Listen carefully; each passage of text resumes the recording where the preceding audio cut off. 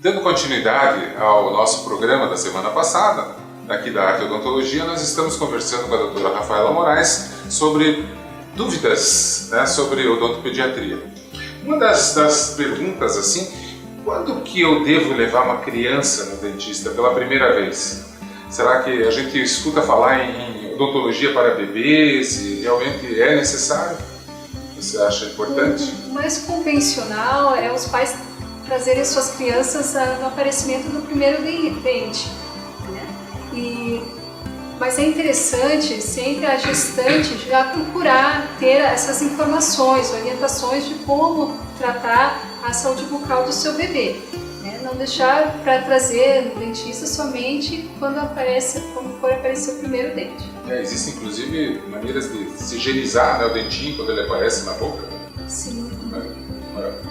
Pode-se utilizar meios como a gaze úmida, com água filtrada, ou uma fralda limpinha, com água filtrada para fazer essa higienização do primeiro dente. Certo. Em relação a hábitos, a chupeta ela é realmente prejudicial, São os hábitos succionais não nutritivos, Uso de chupeta, chupar o dedo, Isso aí, existe algum tratamento, existe alguma prevenção para que isso não venha a ocorrer?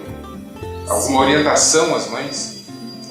O uso da chupeta, ele tem um vínculo psicológico junto à criança, Então, a chupeta ela proporciona o conforto, acalma a criança, E no caso, até 2 anos e meio, em casos que ocorram a mordida aberta da criança, existe a tendência da autocorreção.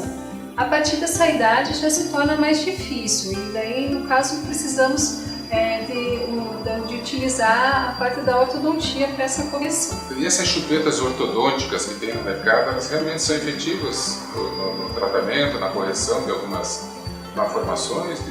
Sim, no caso, as chupetas ortodônticas de hoje em dia já melhoraram bastante do que antigamente, que eram somente de silicones ou de material látex, E esses tipos de chupeta eles deformavam drasticamente a arcada das crianças.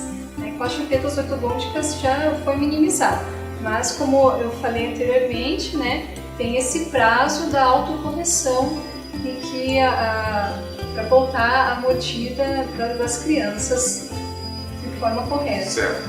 Em relação à prevenção, nós observamos o seguinte: existem alguns tipos de... Todo mundo conhece o flúor, e o flúor tem uma regra para ser utilizado. E uma dúvida que as mães têm é justamente no sentido de: dá para se usar o flúor durante a gravidez? E uma outra pergunta que eu gostaria de falar, já aproveitando o gancho, sobre o selante, se ele seria importante nessa fase mesmo nos dentes descidos da criança, a utilização do selante. Nos definitivos a gente sabe que é importante, mas nos descidos também. Então, respondendo à primeira parte da pergunta com relação ao suplemento de flúor em gestantes, vários artigos mencionam que a gestante que mora em cidades que não tem uma água de abastecimento fluoretada, ela necessita desse suplemento.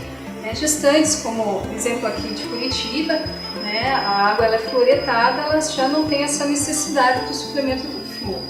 Então, com relação aos selantes, as crianças que têm alto risco à cárie, elas têm uma obrigatoriedade de fazer essa prevenção para evitar com que a cárie se dissipe para esses dentes, que no caso é o primeiro molar permanente, que é o do grupo mais importante, com relação à indicação de selantes. Claro. Em relação às crianças, nós sabemos que as crianças têm os seus movimentos tempestivos, E às vezes isso fica sujeito a traumas.